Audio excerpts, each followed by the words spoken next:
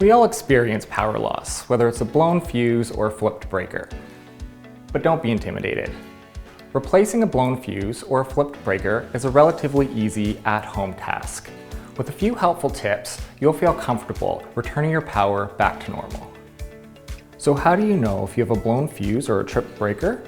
Usually, the power goes out in certain areas, rather than the whole home. Oftentimes, the area loses power when you are running several electrical appliances at once and turn on another. This overload can cause a fuse to blow or a breaker to flip. Every once in a while, you have to replace a fuse or reset a breaker. It helps to know where your circuit breaker or fuse box is beforehand, so you aren't searching in the dark during a power outage. Boxes can be anywhere in your basement.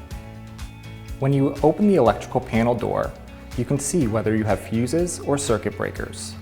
Fuses are round and screw into sockets, much like a light bulb, while circuit breakers look like a series of switches or levers. It is generally pretty easy to tell if a fuse is blown. The glass window will either be blackened or the silver wire inside will be burned in half. With the right replacement on hand, changing a fuse is a very simple task. Turn off the lights and unplug appliances in the affected area of the house. This helps ensure that you won't overload the new replacement fuse. Be sure your hands are dry and there is no standing water beneath you when accessing your electrical panel. Now, simply unscrew the blown fuse just as you would a light bulb and screw the new one in.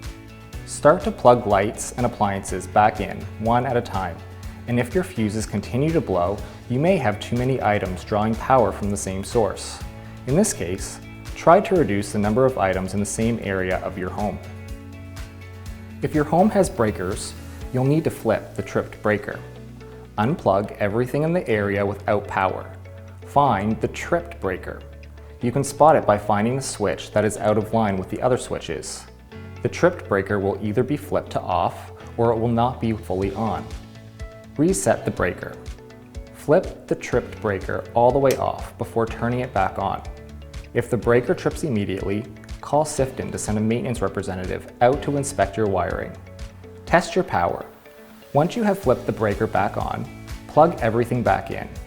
If you trip the breaker again, there may be an issue with your appliance, or you could be plugging in too many things into one circuit. As you can see, changing a blown fuse or flipping a tripped breaker is a simple task. Remember, if the problem persists, we're here to help. Connect with our service team and we'll be more than happy to visit your home.